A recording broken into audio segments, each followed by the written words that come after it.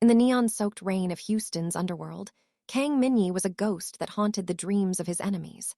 At 45, he didn't just run the city's most exclusive lounge. He controlled the invisible threads of every major transaction from the docks to the high-rises. He was a man of cold precision, a predator who wore a white button-down like armor and bore the ink of a dragon across his throat, a warning to anyone who dared to look too closely. Trust was a debt he refused to owe. In Minjae's world, there were only two types of people: those who served his interests and those who died trying to subvert them. For 3 years, his lounge had been a sanctuary of silence until Imani Brooks walked through the door. Imani was the perfect waitress, quiet, disciplined, and invisible. She never flinched at the sight of the scarred men in the VIP booths or the muffled sounds of negotiations in the back office. She worked the late shift with a tired, professional grace that should have made her an asset. But for 14 days, Imani Brooks had become a threat. Every night at exactly 2:00 a.m., as the lounge lights dimmed and the city slept, Minjae's high-definition security cameras caught the same anomaly. Imani would slip out the back exit, her shoulders hunched, clutching heavy, bulging containers of food she hadn't paid for. In a world where the Serpent Syndicate was currently bleeding Minjae's operations dry, a pattern wasn't just a quirk, it was a death sentence. Was she selling secrets? Was the food a signal? Or was she the rat feeding the serpents the timing of his shipments? On the 15th night, Minjae decided to stop watching and start hunting. He didn't send his soldiers. He didn't call his lieutenants. He sat in the back of his black Mercedes, the top 2 buttons of his shirt open, his dark eyes tracking her every move through the tinted glass. As Imani stepped out into the 2:00 a.m. humidity, looking over her shoulder with wide, fearful eyes, Minjae felt the weight of the Glock in his waistband. He followed her into the heart of the 3rd Ward, a place where even the police didn't stop for red lights. He was prepared to find a drop-off point. He was prepared to find a rival gang leader waiting for his payoff. What he actually discovered when he kicked in the door of that crumbling apartment didn't just shock him. It froze the blood in his veins. Make sure to subscribe, like, share, and comment. The engine of the Mercedes purred like a low-frequency warning as Minjae kept a 3-car distance.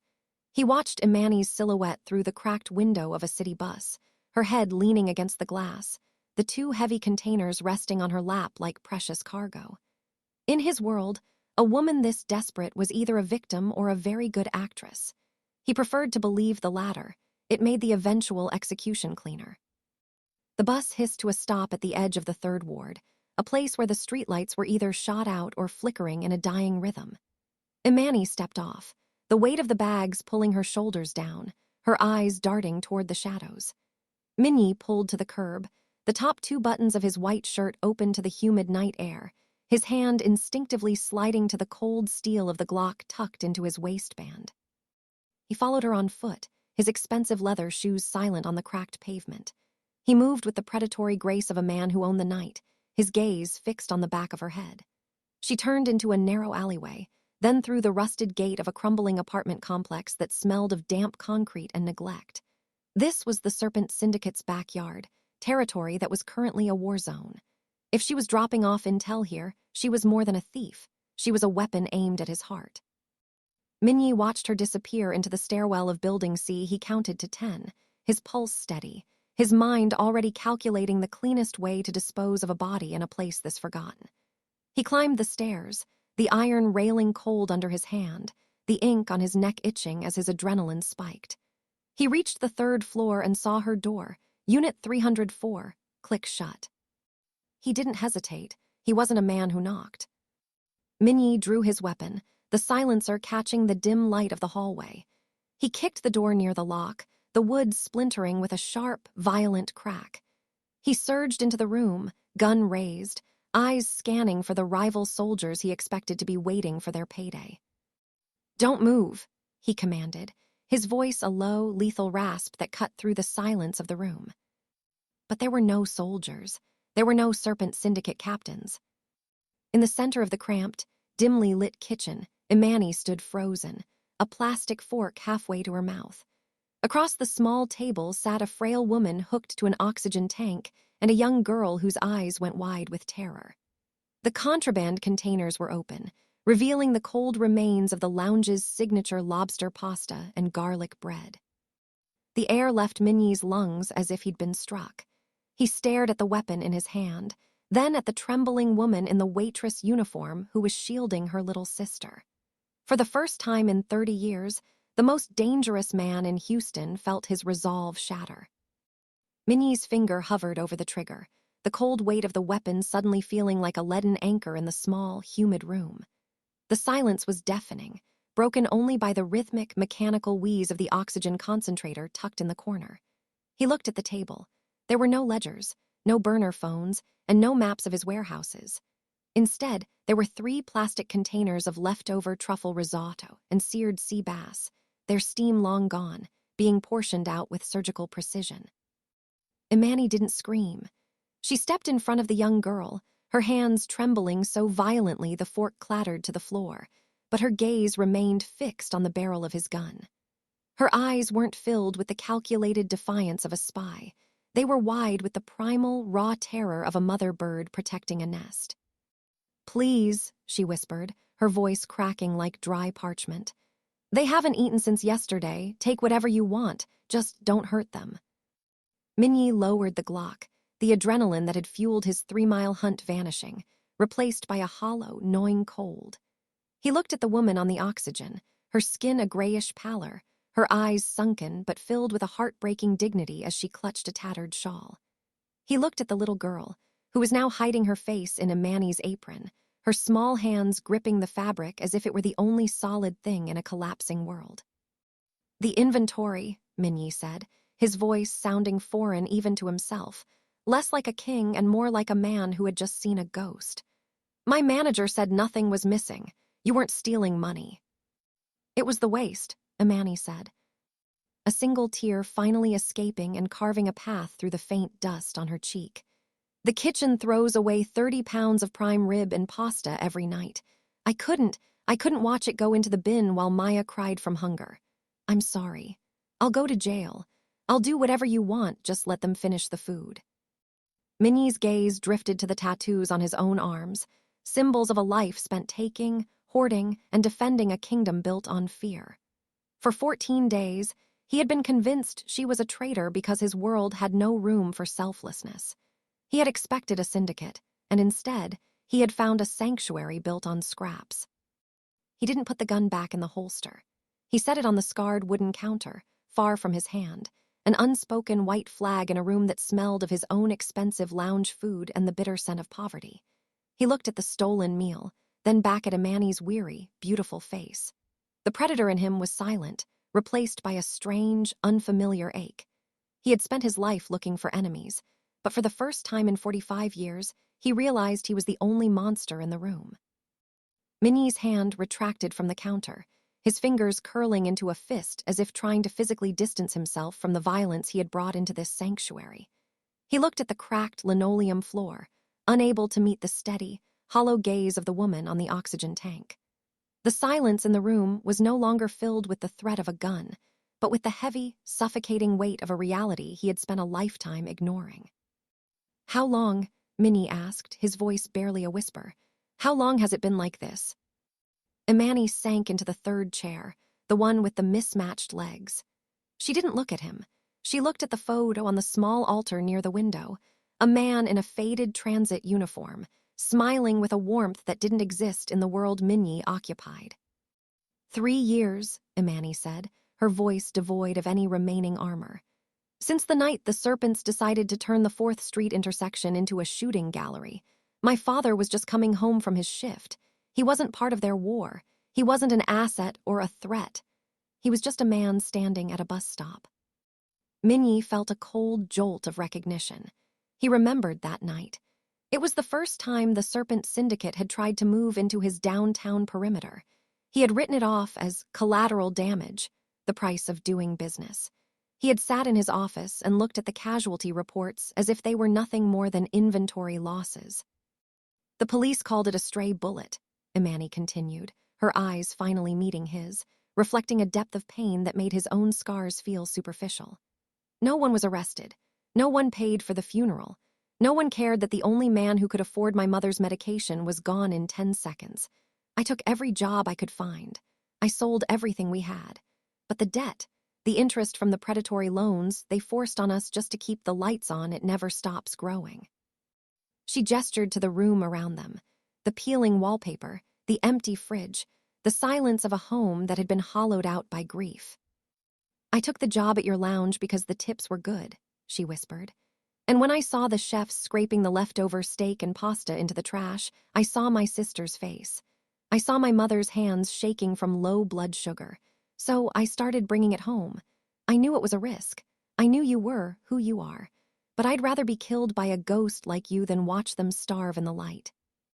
Minjae stood motionless, the dragon ink on his neck feeling like a brand of shame. He had spent his life protecting an empire of concrete and steel, never realizing that his territory was built on the wreckage of lives like Imani's.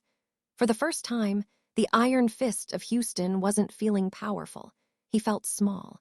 He realized that while he had been fighting a war for pride, Imani had been fighting a war for life.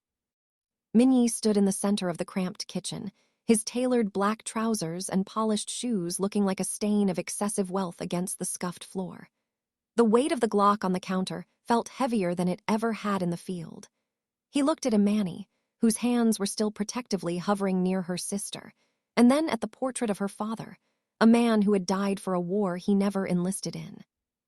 The Serpent Syndicate, Minjae said, his voice dropping into a low, vibrating register that usually signaled a death warrant. They think they can bleed this city and walk away. They think they can take a man's life and leave a family to rot in the shadows of their greed. He reached out, not for his weapon, but for his phone. With a few swift swipes, he bypassed his usual encrypted channels and called his most trusted lieutenant, Young. Cancel the shipment at the docks, Minjae commanded, his eyes never leaving Imani's. I want every soldier we have on the north side. And Young, find me the ballistics report from the 4th Street intersection shooting 3 years ago. I want the name of the man who pulled the trigger, the man who ordered the hit, and the name of the lone shark holding the paper on Building C. Imani's breath hitched. What are you doing? I am balancing the books, Minjae replied. He stepped toward her, stopping just at the edge of her personal space, the scent of expensive sandalwood and rain clinging to him. For a moment, the cold, unreadable mask of the Mafia boss slipped, revealing a man who was suddenly, violently awake. You told me you'd rather be killed by a ghost like me than watch them starve. But I am not a ghost, Imani. I am the man who owns the ground the serpents walk on. And they are currently standing on a debt they can never repay. He took a thick roll of high denomination bills from his pocket, cash intended for a bribe, and set it on the table next to the cold risotto. This isn't a gift, he said, his dark eyes burning with a new, singular purpose. It's a down payment. From this moment on, your father's debt is gone, the predatory interest erased, and as for the men who took him from you. He picked up his gun, checking the safety with a metallic click that echoed like a final judgment. They are about to learn that some ghosts don't just haunt, they hunt. He turned toward the door, his silhouette tall and commanding against the hallway light. He had spent his career taking territory to prove he was powerful. Tonight, he was going to take it back to prove he was human. In the days that followed, the world around Imani didn't just change. It transformed into something unrecognizable. The suffocating weight of survival, which had felt like a physical chain around her neck for 3 years, suddenly vanished. When she went to the building manager to plead for another week on the rent, the man didn't even look her in the eye.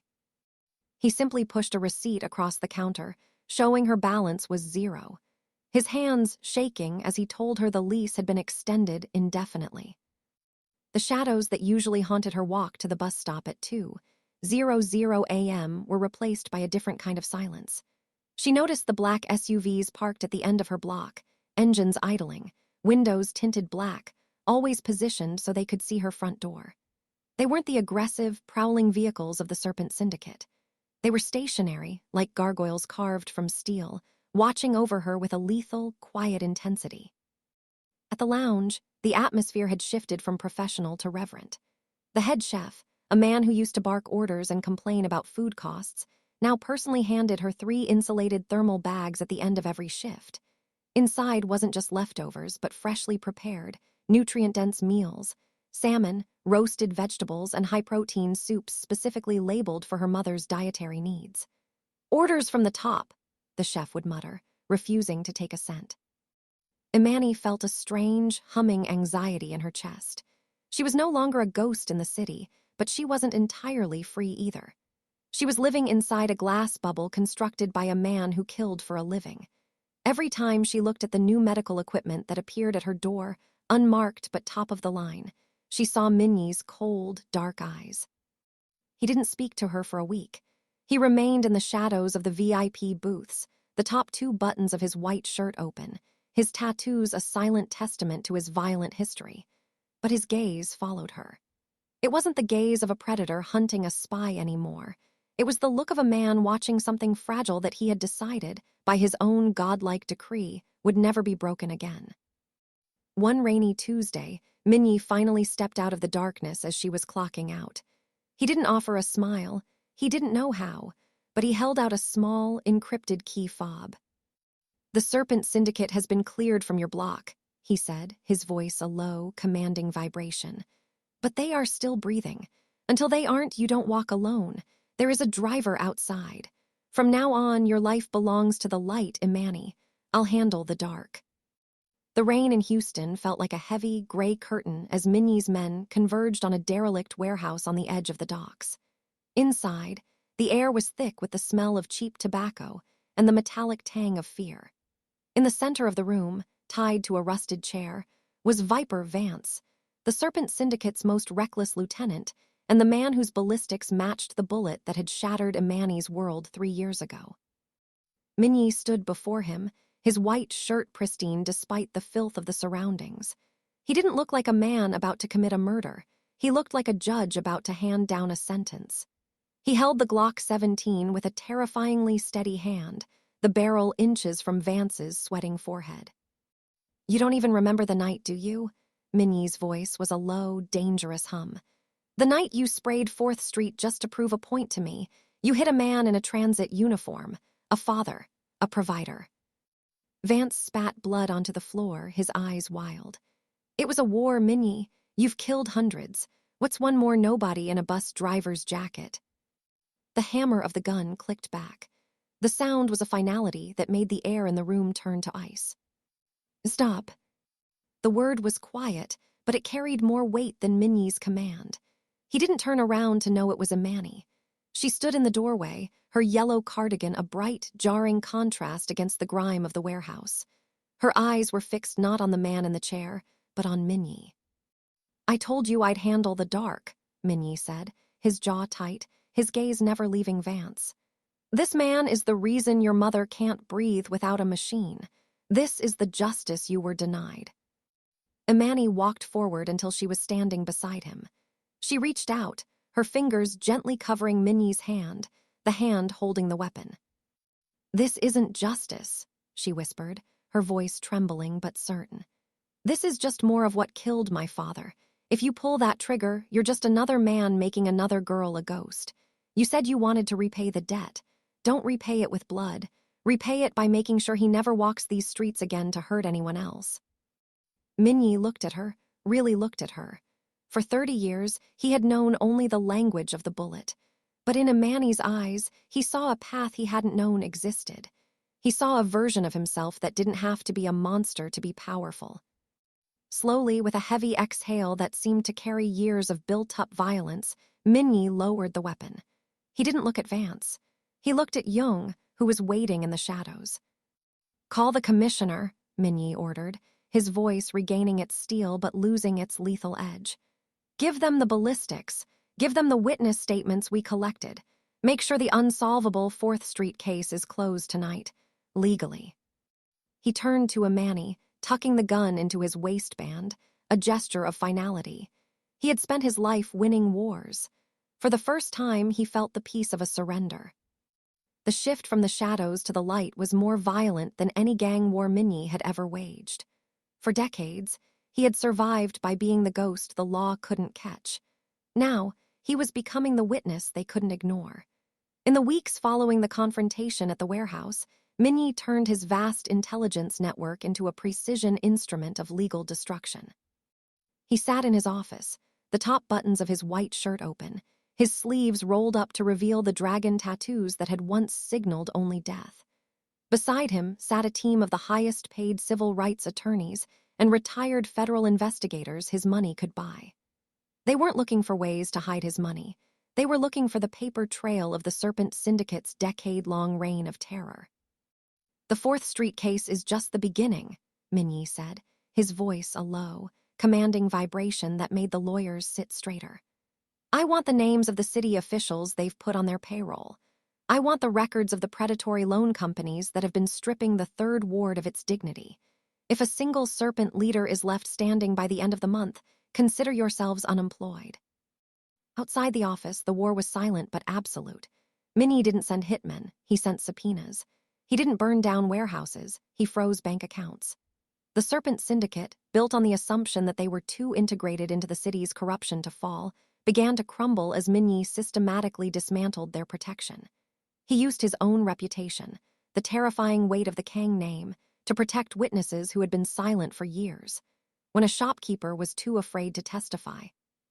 One of Minjae's silent black SUVs would park in front of their store, a permanent, unspoken guarantee of safety. Imani watched this transformation from the center of the lounge, no longer just a waitress, but a pillar of the community that Minjae was rebuilding. She saw the fear in the eyes of the corrupt detectives who used to frequent the bar, and the way they scurried away when Minjae entered the room. He was no longer just a mafia boss, he was a shield. One evening, as the news broke that the head of the Serpent Syndicate, the Mamba, had been indicted on a RICO case backed by Minjae's evidence, Minjae found Imani in the quiet of the closing hour.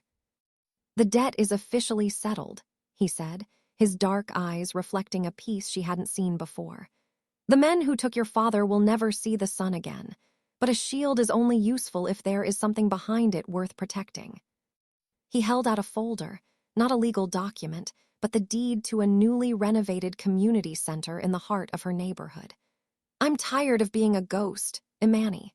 I think it's time I started building something that can't be erased by a bullet." The neon sign of the lounge hummed in the background, but the space between Minjae and Imani felt like a separate world, untouched by the noise of the city. He stood by the floor-to-ceiling window, the Houston skyline reflecting off the dark glass. He had spent his life looking at this view and seeing only territory, grids to be conquered. Now, he saw the flickering lights of thousands of homes, each one a life he had once considered irrelevant. He turned to Imani, the top 2 buttons of his white shirt open, his sleeves pushed back to reveal the dragon tattoos that snaked down his forearms. For the first time, he didn't look like a king surveying his kingdom. He looked like a man seeking a home. "I spent 45 years building walls," Minjae said, his voice a low, gravelly confession. "I thought if I made them high enough, I'd be safe.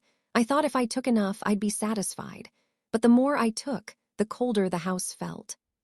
He walked toward her, his movements slow and intentional. Imani didn't pull away. She saw the scars on his knuckles and the ink on his neck, but she also saw the man who had stayed up until dawn reading ballistics reports just to bring her peace. "People in my world don't get second chances, Imani," he continued, stopping just inches from her. "We usually get a bullet or a prison cell, but you looked at a monster with a gun and told him he could be a man instead. You gave me a version of myself I didn't think existed." He reached out, his hand hovering for a second before gently tucking a stray lock of hair behind her ear. His touch was surprisingly soft, a stark contrast to the lethal power he wielded. "The community center, the protection, the justice for your father. I did those things for the city," Minjae whispered, his dark eyes locking onto hers with an intensity that made her breath hitch. "But I'm standing here now for myself. I don't want to be the ghost in your hallway anymore. I don't want to watch you through a security feed. I want to be the man who ensures you never have to be strong again unless you want to be." Imani looked at the man who had once followed her with a Glock in his hand, and realized the fear was entirely gone. In its place was a deep, resonant belonging. She reached up, her hand covering the ink on his forearm, feeling the steady, powerful thrum of his pulse. "You aren't a ghost, Minnie," she said softly. "Ghosts only haunt the past. You're the first person who's made me look toward the future." The transformation of the Houston skyline at night no longer signaled a battlefield to Kang Minjae, but a responsibility. 1 year after the fall of the Serpent Syndicate, the streets of the Third Ward breathed a different air, one of cautious, burgeoning hope. The community center stood as a beacon of white stone and glass, a physical manifestation of a man's transition from a taker of lives to a builder of futures. Inside the grand hall of the center, the atmosphere was a blend of elegance and warmth. Minjae stood in the back, dressed in his signature white button-up, though today a tailored black blazer sat over his shoulders. His tattoos remained, dragons and patterns peeking from his collar and cuffs, but they no longer functioned as a warning. They were a history he no longer ran from. The room fell silent as Imani stepped onto the small stage.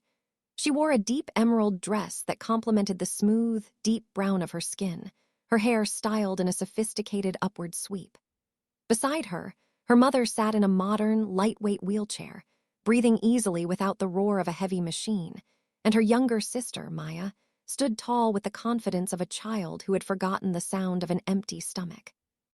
"A year ago, I was a ghost," Imani told the crowd, her voice steady and resonant. "I was a woman who believed that the only way to survive was to stay in the shadows and take what was discarded. But I learned that power isn't about what you can take from the world.